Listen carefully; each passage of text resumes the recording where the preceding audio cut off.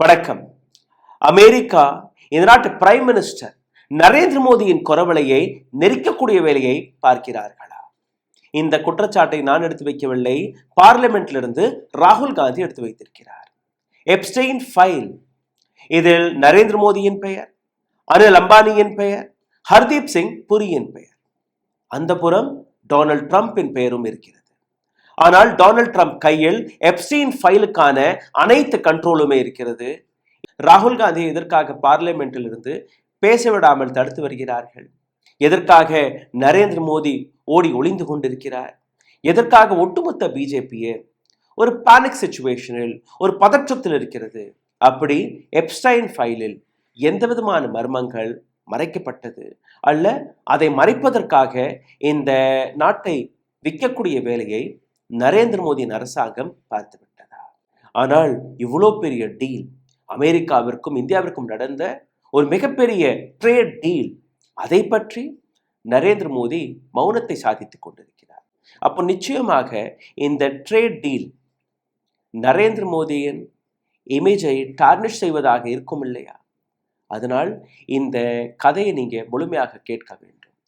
Epstein file, Jeffrey எப்ஸ்டைனை பற்றின ஒரு மிக டீட்டெயில்டான ரிப்போர்ட் கதை வடிவமாக உங்களுக்கு முன்பு நான் எடுத்து வைக்க போகிறேன். நரேந்திர மோடியின் இன்வால்வ்மெண்ட், அனில் அம்பானியோட இன்வால்வ்மெண்ட், ஹர்தீப் சிங் புரியின் இன்வால்வ்மெண்ட் ஆதாரபூர்வமாக எப்ஸ்டைன் ஃபைலில் வெளிவந்த டெக்ஸ்ட் மெசேஜ், போட்டோஸ், வீடியோஸ் அனைத்து ஆதாரங்கள் வழியாக உங்களுக்கு முன்பு நான் எடுத்து வைக்க போகிறேன். ஆகையால் இந்த வீடியோவை கொஞ்சம் பொறுமையாக கவனமாக கேளுங்கள். அதற்கு முன்பு ஒரு சிறிய கோரிக்கை, எங்களுடைய சேனலை மிகப்பெரிய அளவில் முடக்கக்கூடிய வேலையை பார்த்து வருகிறார்கள். இதிலிருந்து மீட்டெடுப்பதற்காக உங்களுடைய உதவி தேவைப்படுகிறது. நீங்கள் செய்ய வேண்டிய சாதாரணமான விஷயங்கள், இந்த வீடியோவை பார்த்து கொண்டிருக்கும் போதே லைக், ஷேர், சப்ஸ்கிரைப் பட்டனை தட்டி இதை ஏராளமான நபர்களிடம் பகிருங்கள். இரண்டாவது, இந்த வீடியோவை பார்த்து கொண்டிருக்கும் போதே ஹாய், ஹலோ, வணக்கம், உங்களுடைய கேள்விகள், கருத்துக்களை கீழே கமெண்ட் பாக்ஸில் எழுதி விடுங்கள். எதையும் தாண்டி அருகில் இருக்கக்கூடிய QR கோடை ஸ்கேன் செய்து பொருளாதார ரீதியாக எங்களுக்கு உதவ நினைக்கக்கூடிய நபர்கள் அதையும் செய்யலாம். உடல் வலிமையை உறுதி செய்யும் சிலாஜித், கவனத்தை மேம்படுத்தும் அஸ்வகந்தா மற்றும் உயிர் சக்தியை பெருக செய்யும் சஃபேடு முஸ்லி போன்ற இமயமலையின் உணவுப் பொருட்களை கொண்டு வந்து மிஸ்டர் பர்ஃபெக்ட் உருவாக்கப்பட்டுள்ளது. உங்கள் முழு குடும்பத்தின் ஆரோக்கியத்தை மா நேச்சுரல்ஸ் மூலம் உறுதி செய்திருங்கள். 100% இயற்கையான மூலிகை பொருட்கள் மூலம் உருவாக்கப்பட்ட மிஸ்டர் பர்ஃபெக்ட் மற்றும் மிஸ் பர்ஃபெக்ட் தலைமுறையாக குடும்பங்களின் உடல் வலிமை, மன வலிமை மற்றும் மகிழ்ச்சியை பெருக செய்கிறது. உங்கள் மகிழ்ச்சியான பயணத்தை துவங்க www.manaturals.com என்ற இணையதளத்தை பார்வையிடவும் அல்லது வாட்ஸ்அப் எண்ணிலும் தொடர்பு கொள்ளலாம்.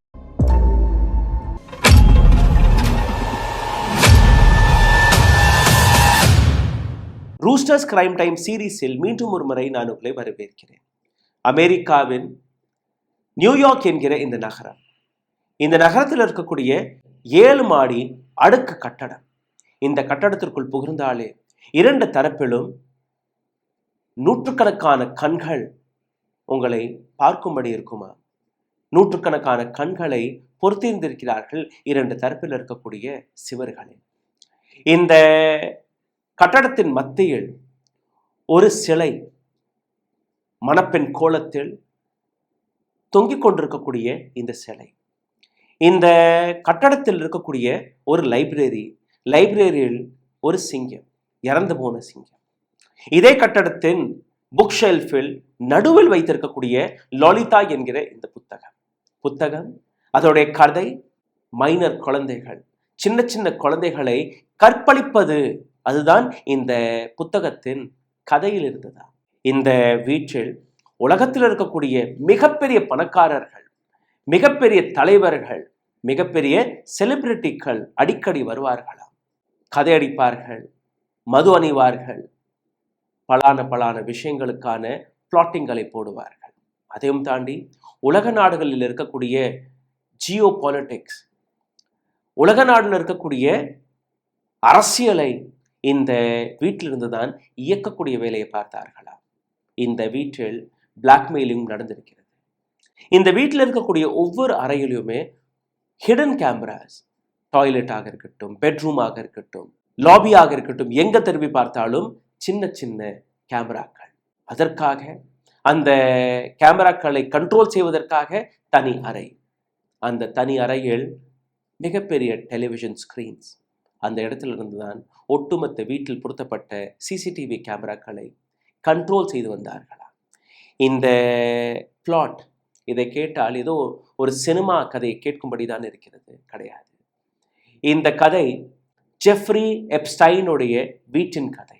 ஜெஃப்ரி எப்ஸ்டைனின் பிளாக்மெயில் ஸ்டோரி அனைத்துமே இந்த பதிவில் நான் உங்களுக்கு எடுத்துக்காட்டப் போகிறேன். இதே அறையில் ஒரு சில படங்களும் அடுக்கப்பட்டது. Epstein Pope John Paul II உடைய எடுக்கப்பட்ட படம், எலான் மஸ்குடன் எடுக்கப்பட்ட படம், கியூபாவின் ஃபார்மர் பிரசிடென்ட் ஃபிடெல் கிறிஸ்டோவுடன் எடுக்கப்பட்ட படம், அமெரிக்காவின் முன்னாள் பிரசிடென்ட் பில் கிளின்டனுடன் எடுக்கப்பட்ட இந்த படம், இப்போ அமெரிக்காவின் பிரசிடென்டாக இருக்கக்கூடிய டொனால்ட் ட்ரம்ப்புடன் எடுக்கப்பட்ட இந்த படம், சவுதி அரேபியாவின் கிரவுன் பிரின்ஸ் முகமது பின் சல்மானுடன் எடுக்கப்பட்ட இந்த படம். இதே மேசையில் ஒரு ரூபாய் நோட்டு இருக்கு, $1. இந்த $1 பில் கேட்ஸ் தன் கையால் கையெழுத்து போட்டு ஆட்டோகிராஃப் கொடுத்து இவருக்கு கொடுத்திருக்கிறார். அப்போ இந்த வீட்டில் எந்த விதமான வேலைகள் நடந்தது, எதற்காக அனைத்து நபர்களுமே ஜெஃப்ரி எப்ஸ்டைனுடன் தொடர்பில் இருந்தார்கள் என்கிற இந்த கதையை நீங்கள் கேட்க வேண்டும். ஜெஃப்ரி எப்ஸ்டைன் ஒரு டிராஃபிக்கிங் கிங், ராக்கெட்டை நடத்தி வந்த ஒரு நபர். அதாவது பெண்கள், சின்ன குழந்தைகள்லேருந்து பெண்கள் வரை அனைத்து நபர்களுமே கடத்தி அவர்களை வைத்து வியாபாரம் செய்து கொண்டிருந்த இந்த நபர். எப்ஸ்டைனிடம் தனி ஐலண்ட் இருந்திருக்கிறது. எப்ஸ்டைனிடம் அமெரிக்கா முழுவதும் ஏராளமான பேலசஸ், மேன்ஷன், அபார்ட்மெண்ட் என்று ஏராளமான சொத்துக்கள். ஜனவரி 30 ஒட்டுமொத்த உலகத்தையே உலுக்கிய இந்த கதை எப்ஸ்டைன் ஃபைல்ஸ் 2026. கிட்டத்தட்ட 35 லட்சம் ஃபைல்ஸ்கள், அதில் படங்கள், வீடியோக்கள், லெட்டர்ஸ், டெக்ஸ்ட் அனைத்துமே. டிபார்ட்மெண்ட் ஆஃப் ஜஸ்டிஸ் அமெரிக்காவின் ஒரு சட்டத்திற்கு பின்பு இதை வெளியிடுகிறார்கள். US Justice Department has released more than 3 million pages of Epstein file. Epstein file Transparency Act என்று கொண்டு வரப்பட்டது. இந்த ஆக்டுக்கு பின்பு இந்த அனைத்து ஃபைலுமே இன்னைக்கு பப்ளிக் டொமைனில் இருக்கிறது.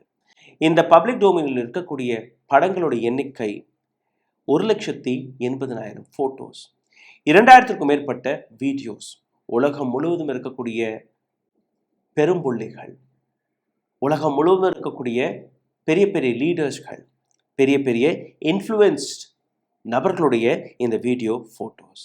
இந்த ஃபைல் வெளிவந்த உடனேயே 10 நாடுகளில் ஒரு இன்வெஸ்டிகேஷனும் தொடங்கி இருக்கிறது. ஏராளமான நபர்கள் ரெசிக்னேஷன்ஸ்களையும் கொடுக்க தொடங்கிவிட்டார்கள். டாக்குமெண்ட், இந்த டாக்குமெண்ட்ல இருக்கக்கூடிய ஒவ்வொரு செய்தியும் நீங்கள் படித்து பார்த்தீர்கள் அப்படியே குள்ளரித்து விடும். உலக நாடுகளில் இருக்கக்கூடிய president, prime minister, Prince, billionaires அனைத்து நபர்களுடைய பேரும் வந்திருக்கிறது. இந்த முறை இந்த நாட்டின் பிரைம் மினிஸ்டர் நரேந்திர மோடியின் பெயரும் இதில் இடம்பெற்றிருக்கிறது. இந்த நாட்டின் union minister, petroleum minister Hardeep Singh புரியுடைய பேரும் இடம்பெற்றிருக்கிறது. இண்டஸ்ட்ரியலிஸ்ட் அனில் அம்பானியுடைய பேரும் இடம்பெற்றிருக்கிறது. இதை தாண்டி எலான் மஸ்க் டொனால்ட் ட்ரம்ப் மீது அவர் எடுத்து வைத்த குற்றச்சாட்டு, டொனால்ட் ட்ரம்ப் எப்ஸ்டைன் ஃபைலை மறைக்கிறார் என்று. ஆனால் அதே ஒரு சில நாட்களில் இந்த முறை எலான் மஸ்குடைய பேரும் இடம்பெற்றிருக்கிறது. இந்த வீடியோவில் 3 விஷயங்களை பற்றி மிகவும் ஆழமாக நாம் பார்க்க போகிறோம். நிச்சயமாக இந்தியாவை பற்றி நரேந்திர மோடியுடைய எவிடன்சஸ்கள், அனில் அம்பானியுடைய டாக்குமெண்ட்ஸ்கள், இதை தாண்டி ஹர்தீப் சிங் புரியோடைய இமெயில் எக்ஸ்சேஞ்ச் எல்லாத்தையுமே நாங்கள் புட்டு எடுத்து வைக்க போகிறோம். அதற்கு முன்பு இந்த வீடியோவில் இன்னும் என்னெல்லாம் நீங்கள் பார்க்க போகிறீர்கள். How did his network of powerful people work? இந்த நபருடைய நெட்வொர்க், உலகத்தில் இருக்கக்கூடிய இந்த பவர்ஃபுல் நபர்களுடைய நெட்வொர்க் எப்படி இயங்குகிறது அதை நீங்கள் பார்க்கணும். How did this person have so much influence that he was surrendered by millionaires and politicians of all across the world? எப்படி இந்த நபர், இவர் கையில் இருக்கக்கூடிய இந்த பவர் என்ன? ஒட்டுமொத்த உலகத்தில் இருக்கக்கூடிய பில்லியனியர்ஸாக இருக்கட்டும், அல்ல பெரிய பெரிய தலைவர்களாக இருக்கட்டும், அவர்கள் எதற்காக ஜெஃப்ரி எப்ஸ்டைனுடன் நட்பில் இருந்தார்கள்? கடைசியில் இந்த ஒட்டுமொத்த நபருடைய டிராஃபிக், பாலியல் பிஸ்னஸ், மைனர் குழந்தைகளுடைய பெண்களுடைய பிஸ்னஸ், இதுதான் இந்த நபர் கையில் இருக்கக்கூடிய அந்த பவரா என்கிற இந்த கேள்வி. ஜெஃப்ரி எப்ஸ்டைனுடைய வரலாற்றை நாங்கள் பிரட்டி பார்க்கும்போது, நியூயார்க்கில் இருக்கக்கூடிய ஒரு பள்ளிக்கூடத்தில் மேத் மற்றும் சயின்ஸ் டீச்சராக வேலை பார்த்திருக்கிறார். திடீர் என்று ஒரு நாள் இந்த நபர் நியூயார்க்கில் இருக்கக்கூடிய ஒரு மிகப்பெரிய மேன்ஷன் அங்கே வசிக்க தொடங்கி இருக்கிறார். இந்த நபர் கையில் பிரைவேட் ஜெட்ஸ் வந்தது. அதாவது எங்கேயும் பயணிக்கணும்னா ஜெஃப்ரி எப்ஸ்டைன் தன்னுடைய தனி விமானத்தில் தான் பறப்பாராம். ஒரு ஸ்கூல் டீச்சர், ஜஸ்ட் மைண்ட். பல பில்லியனர்ஸ்களுடைய ஃபைனான்சியல் அட்வைசராக மாறினார். அனைத்துமே எப்படி மாறியது, எப்படி இந்த நபருக்கு இந்த அளவில் பணம், புகழ், கனெக்ஷன் கிடைத்தது, அதை நீங்கள் பார்க்கணும். அமெரிக்காவில் இருக்கக்கூடிய ஒரு மிகப்பெரிய பணக்காரர் லெஸ்லி வாக்ஸ்னர். இந்த நபருடைய 2 மிகப்பெரிய கம்பெனிஸ், விக்டோரியா சீக்ரெட் மற்றும் பாத் அண்ட் பாடி ஒர்க்ஸ். இவருக்கும் ஜெஃப்ரி எப்ஸ்டைனிற்கும் ஒரு நட்பு தொடங்கியது 1980ஆம் ஆண்டு. ஒரு சில நாட்களில் அந்த நட்பு ஆழமாக வளர்ந்து மிஸ்டர் லெஸ்லி வாக்ஸ்னர் ஜெஃப்ரி எப்ஸ்டைனை தன்னுடைய ஃபைனான்சியல் அட்வைசராக நியமிக்கிறார். ஒரு சில நாட்களுக்கு பின் எப்ஸ்டைனிற்கு ஒரு மிகப்பெரிய மேன்ஷனையும் கொடுக்கிறார். அந்த மேன்ஷனுக்கான பவர் ஆஃப் அட்டார்னி வாக்ஸ்னர் எப்ஸ்டைனிற்கு கொடுக்கிறார். இது மட்டுமல்ல, இந்த பவர் ஆஃப் அட்டார்னியில் அவருடைய அனைத்து பணத்தையுமே ஹேண்டில் செய்யக்கூடிய பொறுப்பையும் இவர் கையில் கொடுக்கிறார். இதற்கு மேல் நியூயார்க்கில் இருக்கக்கூடிய இந்த வீட்டை நீங்கள் பார்த்தீர்கள்னா 7 மாடி ஒரு அடுக்குமாடி கட்டடம். இந்த வீட்டுடைய address 9 east 71st street, Manhattan, New York, America. உலகத்தில் இருக்கக்கூடிய மிகப்பெரிய பணக்காரர்கள் வசிக்கக்கூடிய இந்த இடம். பல லட்சம் கோடி ரூபாய்க்கான இந்த வீடு. இந்த வீட்டில் கிட்டத்தட்ட 40 லக்ஸரி ரூம்ஸ்கள் இருந்தது.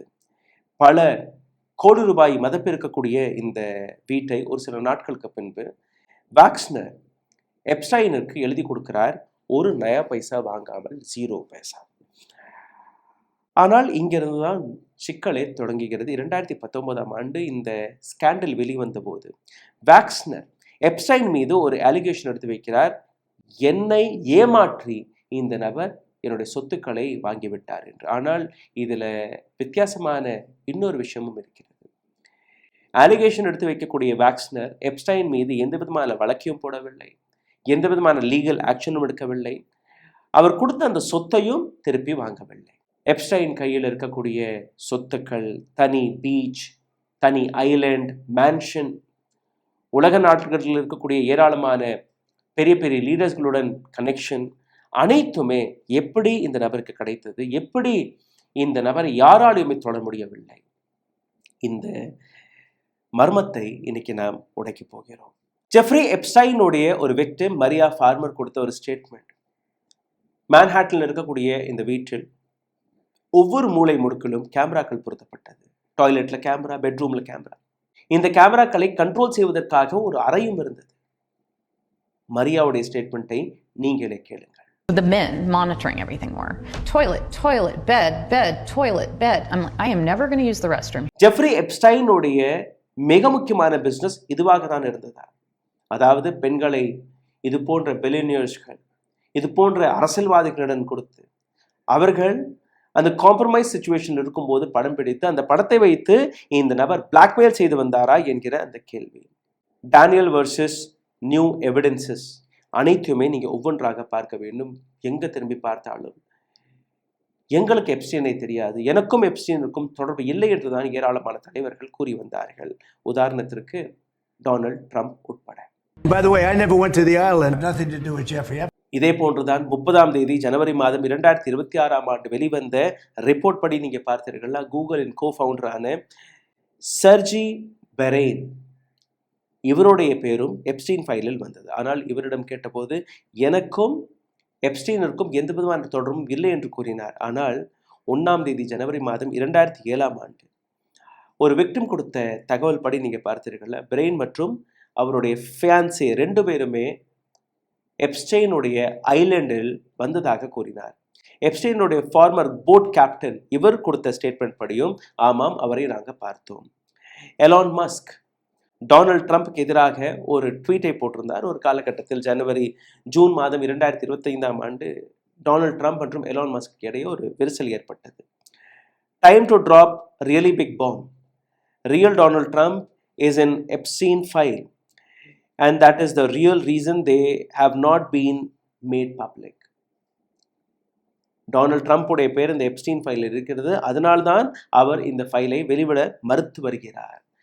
Have a nice day DJT Donald Trump. இந்த அளவில் அலிகேஷன் வைத்ததுக்கு பின்பு எலான் மஸ்குடைய பேரே இந்த ஃபைல்களில் வெளிவர தொடங்குகிறது. ஜனவரி மாதம் 2026 வெளிவந்த இந்த ஃபைல் 2012 ஆண்டிலிருந்து 2013 வரை எலான் மஸ்க் மற்றும் எப்ஸ்டீன் இவர்களுக்கு நடுவே 16 இமெயில் எக்ஸ்சேஞ்ச் நடந்திருக்கிறது. இந்த 16 இமெயில் எக்ஸ்சேஞ்சஸ்களில் இந்த முதல் இமெயிலை பாருங்கள். What day and night will be the wildest party on your Island. உன்னுடைய ஐலண்டில் இரவு பகல் எந்த விதமான பார்ட்டி நடக்கிறது. அதற்கு இன்னொரு இமெயிலும் எங்களுக்கு கிடைத்தது. டிசம்பர் 2012 எலான் மஸ்க் மறுபடியும் எப்ஸ்டீனுக்கு ஒரு கடிதத்தை எழுதுகிறார். Do you have any party planned? I've been working to edge the initially. I really want to hit the party scene and let loose. இந்த இடத்தில் அடுத்த பார்ட்டி எப்போ, அந்த பார்ட்டி எப்போ நடத்தினாலும் எங்களுக்கு தகவலை கொடுங்கள். I just want to come and let me go free. 2014 எப்ஸ்டீனுடைய கேலண்டரில் ஒரு டேட்டும் குறித்திருக்கிறது. Reminder for Elon Musk to island on December 6th. Elon மஸ்கை தன்னுடைய ஐலண்டிற்கு அழைப்பதற்காக ஒரு ரிமைண்டரும் அவர் செட் செய்திருக்கிறார். இவர் மட்டுமல்ல, இன்னொரு நபர் Prince Andrew Royal downfall, Britain நாட்டின் ராயல் ஃபேமிலியை சார்ந்த இந்த நபர். வர்ஜீனியா குஃபி என்கிற இந்த பெண்மணி, அந்த பெண்மணி 17 வயதில் இருக்கும்போது இந்த நபர் 3 முறை கற்பழித்ததாக அந்த பெண்மணி கொடுத்த தகவல். இது மட்டுமல்ல, ஒரு சில படங்களும் எங்களுக்கு கிடைத்தது. அந்த படங்களில் நீங்கள் பார்த்தீர்கள்ல, பிரின்ஸ் ஆண்ட்ரியூ இந்த விக்டிம் இடுப்பில் கையை வைத்து அந்த படத்தை எடுத்திருக்கிறார். இது மட்டுமல்ல, ஒரு வீடியோவும் வெளிவந்திருக்கிறது. அந்த பெண்மணியே கொடுத்த அந்த ஸ்டேட்மெண்ட்டை நீங்களே கேளுங்கள். How many times were you trafficked to him? 3 times. How old were you? I believe I was 17. September 2019 Wall Street Journal Bill கேட்ஸை பற்றின ஒரு தகவலை பப்ளிஷ் செய்கிறார்கள். பில் கேட்ஸிடம் எப்ஸ்டீனை உங்களுக்கு தெரியுமா என்று கேட்டபோது, ஆமாம், இது எந்த ஃப்ரெண்ட்ஷிப்பும் கிடையாது, எந்த பிஸ்னஸ் டீலும் கிடையாது, பட் ஐ நோ ஹிம். ஆனால் அதே ஒரு சில நாட்களில் இன்னொரு ரிப்போர்ட் வெளிவருகிறது. In March 2013 Gates travel to Epstein's private plane. Bill Gates எப்ஸ்டீனுடைய பிரைவேட் பிளேனில் பயணித்ததாக ஒரு தகவல். 2011 எப்ஸ்டீன் பப்ளிக்கலி கன்வெக்டடாக ஒட்டுமொத்த உலகத்திற்கும் தெரிந்த பின்பு கூட பில் கேட்ஸ் எதற்காக அந்த இடத்திற்கு போனார் என்கிற இந்த கேள்வியும் வெளிவந்தது. 2021 பில் கேட்ஸ் தன்னுடைய மனைவி மலினா கேட்ஸுடன் டிவோர்ஸ் நடந்ததற்கான காரணம் இதே எப்ஸ்டீனுடன் நடந்த அந்த கனெக்ஷன் என்பதையும் அவர்கள் வெளிக்காட்டுகிறார்கள். இது மட்டுமல்ல, பில் கேட்ஸின் ஏராளமான எக்ஸ்ட்ரா மேரிட்டல் அஃபேரை பற்றி அனைத்து தகவலுமே எப்ஸ்டீனிடம் இருந்ததாகவும் கூறுகிறார்கள். இந்த இடத்தில் தான் இந்தியா கனெக்ஷன் இங்கே பார்க்க வேண்டும். அனில் அம்பானி, ஹர்தீப் சிங் பூரி மற்றும் நரேந்திர மோடியின் இந்த கனெக்ஷன். இதற்கு மேல் கொஞ்சம் கவனமாக கேளுங்கள். 2017 ஜூன் 2019 ஹர்தீப் சிங் பூரி அல்லது நரேந்திர மோடியோடைய டாக்குமெண்ட்ஸ் கூட இந்த அளவில் டாக்குமெண்ட் செய்யப்படவில்லை. இந்த அளவில் அனில் அம்பானியோடைய கான்வர்சேஷன்ஸ் டாக்குமெண்ட் செய்யப்பட்டது. 2017 2019 வரை இவர்கள் நடுவே நடந்த அந்த வாட்ஸ்அப் சாட் மற்றும் இமெயில் எக்ஸ்சேஞ்ச். 2ஆம் தேதி மார்ச் மாதம் 2017 அம்பானி எப்ஸ்டைனருக்கு ஒரு டெக்ஸ்ட் மெசேஜை அனுப்புகிறார். Will NEET your guidance on dealing with the white house for India relationship and defence cooperation. உங்களுடைய உதவி தேவைப்படுகிறது சார், இந்தியா மற்றும் அமெரிக்காவுடைய டிஃபென்ஸ் கோஆப்ரேஷன் மற்றும் இந்தியா அமெரிக்காவுடைய ரிலேஷன்ஷிப்பிற்காக. இதே போன்று இன்னொரு இமெயில் அனில் அம்பானி எப்ஸ்டீனுக்கு எழுதுகிறார். 16ஆம் தேதி 2017 leadership would like your help to meet mister Jared and Benham ACB. அமெரிக்காவில் இருக்கக்கூடிய 2 அதிகாரிகள் அவர்களை சந்திப்பதற்காக லீடர்ஷிப், இந்த இடத்துல லீடர்ஷிப்னா மோடி அரசாங்கம், அதை தான் குறிக்கிறார்கள். அதற்காக இன்னொரு கடிதத்தை அனில் அம்பானி எழுதுகிறார்.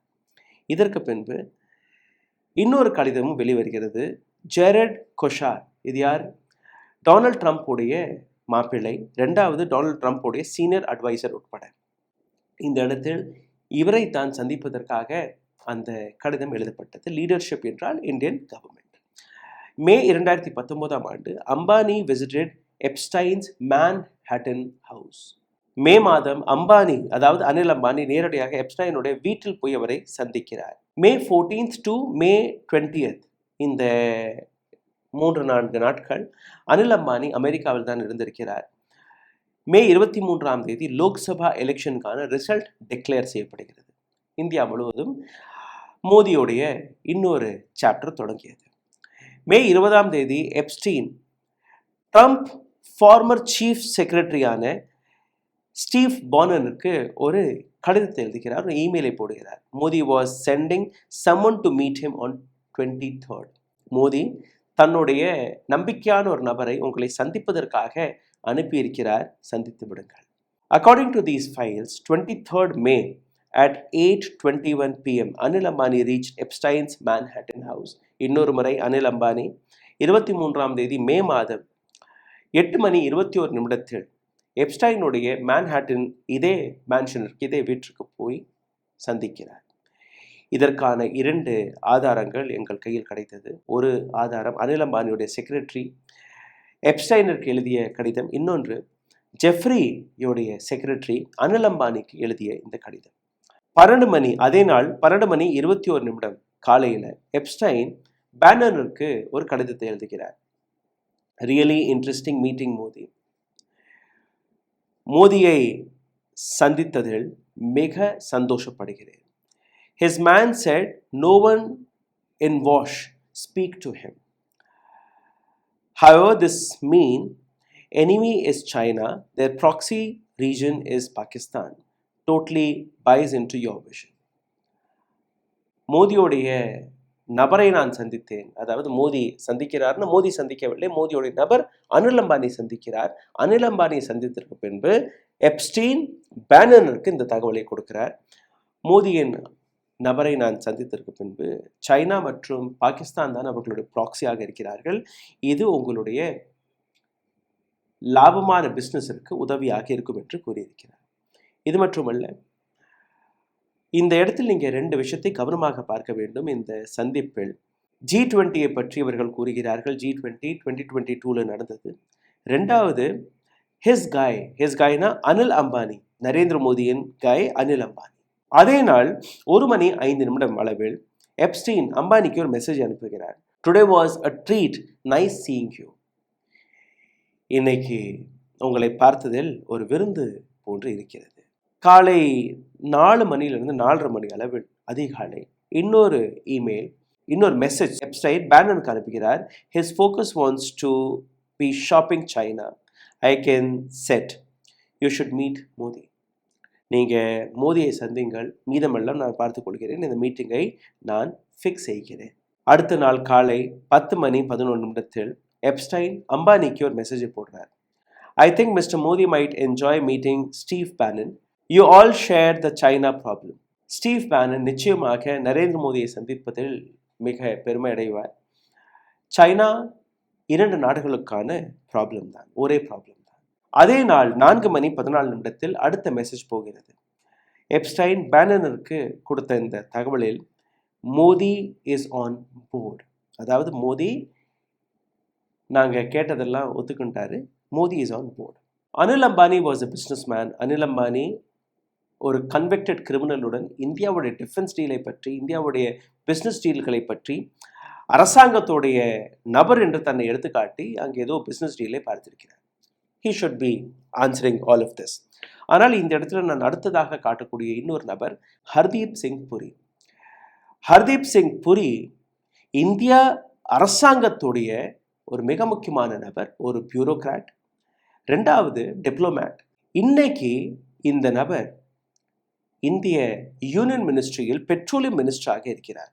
பிரைவேட் பிஸ்னஸ் மேன் வேறு, இது அரசாங்கத்துடைய விஷயங்கள்.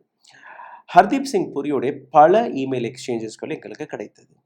இதில் கன்ஃபார்ம்டான 3 மீட்டிங்ஸ் 4ஆம் தேதி பிப்ரவரி மாதம் 2015ஆம் ஆண்டு ஒரு மீட்டிங், 6ஆம் தேதி ஜனவரி மாதம் 2016ஆம் ஆண்டு இன்னொரு மீட்டிங், 19ஆம் தேதி மே மாதம் 2017ஆம் ஆண்டு அடுத்த மீட்டிங். இந்த 3 மீட்டிங் கன்ஃபர்ம்டாக ஹர்தீப் சிங் பூரி ஜெஃப்ரி எப்ஸ்டைனை போய் சந்தித்ததாக வெளிவருகிறது. இந்த 3 மீட்டிங்களுமே எப்ஸ்டைனின் மேன்ஹாட்டன் இதே வீட்டில் தான் நடந்திருக்கிறது. வெளிவந்த தகவல் படி நீங்கள் பார்த்தீர்கள்னா, ஹர்தீப் சிங் பூரி, நான் டிஜிட்டல் இந்தியா மற்ற மிக முக்கியமான டீல்ஸ்களை பற்றி நான் பேசினேன். இந்தியாவிற்கு வரக்கூடிய பிஸ்னஸ் டீல்களை பற்றி தான் நான் பேசியிருக்கிறேன். அதை தாண்டி நான் எதுவுமே பேசவில்லை. ஆனால் இந்த இடத்துல நீங்கள் பார்த்தீர்கள்னா, எப்ஸ்டைன் இன்ட்ரடியூஸ் பூரி டு லிங்க்டினுடைய ஃபவுண்டர் ரேட் ஹெஃப்மன். ரேட் ஹெஃப்மனுடன் இந்த பேச்சுவார்த்தை, இந்த கனெக்ஷனை ஏற்படுத்தியதற்கு பின்பு ஹர்தீப் சிங் பூரியோடைய இந்த இமெயில் எல்லாம் நீங்கள் படித்து பாருங்கள். ரேட் ஹர்தீப், ஹர்தீப் ரேட் 2 பேருமே இன்ட்ரடியூஸ் செய்கிறார். Rate Hardeep is your man in India. Hardeep Singh puri is the man in India. இதற்கு பின்பு ஹர்தீப் சிங் பூரி ஒரு டீட்டெயில்டான இமெயிலையும் எழுதியிருக்கிறார். ஆனால் அதற்கு முன்பு ஹர்தீப் சிங் பூரி தன் வாயிலேயே, ஆமாம் எனக்கு ரேடியம் தெரியும், எனக்கு ஜெஃப்ரி எப்ஸ்டீனும் தெரியும், அதற்கான ஒப்புதல் வாக்குமூலத்தை இப்படி கொடுத்திருக்கிறார். நீங்களே கேளுங்கள். In 8 years, there are 2 references or 1 email which I exchange, which is because they have introduced me, that is, my contacts have introduced me to a man called Reid Hoffman. Reid Hoffman was the founder of LinkedIn. I don't know how many of you are on LinkedIn. I suspect many of you are on LinkedIn. So I meet Mr. Reid Hoffman of LinkedIn, and after the meeting with Reid Hoffman, I send a message. 13ஆம் தேதி November மாதம் 2014ஆம் ஆண்டு பூரி ஒரு டீட்டெயில்டான 2 பக்கங்கள் கொண்ட email எழுதி, இந்தியாவின் digital program மற்றும் make in India ப்ரோக்ராமை பற்றி நான் பேசினேன் என்று கூறியிருக்கிறார். இங்கே தான் சந்தேகமே ஏற்படுகிறது. எப்படி திடீர் என்று இந்தியாவுடைய ஒரு டிப்ளமேட் இந்திய யூனியன் மினிஸ்ட்ரியில் பங்கெடுக்கிறார்? எப்படி இந்தியாவின் ஒரு மிக முக்கியமான யூனியன் மினிஸ்டராக அவருக்கு அந்த பதவி கொடுக்கப்படுகிறது? How he became friends with a person, Epstein, who was convicted offender in 2008. 2008ஆம் ஆண்டே ஒரு கன்விக்டட் அஃபெண்டராக இருந்த இந்த நபர் எப்படி இந்த பதவியில் வந்தார் என்கிற அந்த கேள்வி. அதற்கு எப்ஸ்டைனை பற்றி அவர் என்ன கூறினார், அதை நீங்க கேளுங்க. This is minimal interaction. But if your answer is, in 2008 he was, in 2008 he pled guilty, yes, for a charge that he was soliciting the favors of a woman who was underage. That was it. The rest of these stories got to be known much later. But believe me, many of us had doubts on that. இதை தாண்டி மற்ற கனெக்ஷன்ஸ்களை பற்றியும் அவர் பேசியிருக்கிறார். அதையும் நீங்க கேளுங்க. My boss in the IPI, Mr. Terje Rod Larsen, was the person who knew this particular infamous person, Mr. Epstein. And it is as part of a delegation of the IPI or the ICM that I met Mr. Epstein on a few occasions, 3 or maximum 4. And the ICM was dealing with international issues, thematic issues, and Mr. Epstein was not part of it. The kind of people who were on the ICM were the former Prime Minister of Australia, Mr. Kevin Rudd, was a chairman. Borge Brende from Norway, who I believe is the head of a World Economic Forum now. Hannah Tete from Ghana. Jose Manuel Ramos. இந்தியாவின் மிகப்பெரிய முகமான நரேந்திர மோடி, அந்த chapter நீ பார்த்து விடுங்கள். நரேந்திர மோடியின் பெயர் நேரடியாக எப்ஸ்டீனுடன் direct connection எங்கேயுமே நரேந்திர மோடிக்கு கிடையாது, இதுவரை வெளிவந்த டாக்குமெண்ட்ஸ் படி. ஆனால் நரேந்திர மோடியை சுற்றி இருக்கக்கூடிய ஏராளமான நபர்கள் மூலமாக எப்ஸ்டைனிற்கு கனெக்ஷன் இருந்திருக்கிறது. அதற்கான இமெயில்ஸும் எங்களுக்கு கிடைத்தது. ஜூலை மாதம் 6ஆம் தேதி 2017ஆம் ஆண்டு எப்ஸ்டைன் ஜபார் வை என்கிற ஒரு நபருக்கு ஒரு கடிதத்தை எழுதுகிறார். ஜபார் வை கத்தாருடைய ஒரு மிகப்பெரிய இன்ஃப்ளூயன்ஷியலான ஒரு நபர். இந்தியன் பிரைம் மினிஸ்டர் மோடி டுக் அட்வைஸ் இந்த இமெயிலை தான் நீங்கள் அங்கங்கே பார்த்திருப்பீர்கள். Indian Prime Minister Modi took advice and danced and sang in Israel for the benefit of the US President. They have met few weeks ago. It worked. Indian Prime Minister Narendra Modi Israel சென்று அமெரிக்காவின் president Donald ட்ரம்பிற்காக ஆடினார் பாடினார். ஒரு சில வாரங்களுக்கு முன்பு அவர்கள் சந்தித்தார்கள். இது சக்சஸ்ஃபுல்லாக மாறியது. உங்களுக்கு முன்பு அந்த இமெயில் எக்ஸ்சேஞ்சை எடுத்து வைத்திருக்கிறேன். இந்த இமெயிலுக்கு பின்பு நீங்கள் பார்த்தீர்கள் 4ஆம் தேதியிலிருந்து 6ஆம் தேதி ஜூலை மாதம் 2017ஆம் ஆண்டு முதல் முறையாக இந்தியாவிலிருந்து ஒரு பிரைம் மினிஸ்டர் இஸ்ரேலுக்கு சென்று பிரைம் மினிஸ்டர் நரேந்திர மோடி அங்கே சந்தித்த அந்த காட்சியெல்லாம் நீங்கள் பார்த்து கொண்டிருக்கிறீர்கள். இந்த இமெயில் படி நீங்கள் பார்த்தீர்கள்னா இந்த ஐடியா நரேந்திர மோடிக்கு கொடுத்ததே எப்ஸ்டீன் தான் என்கிற அந்த விஷயத்தை அவர் எடுத்து வைக்கிறார்.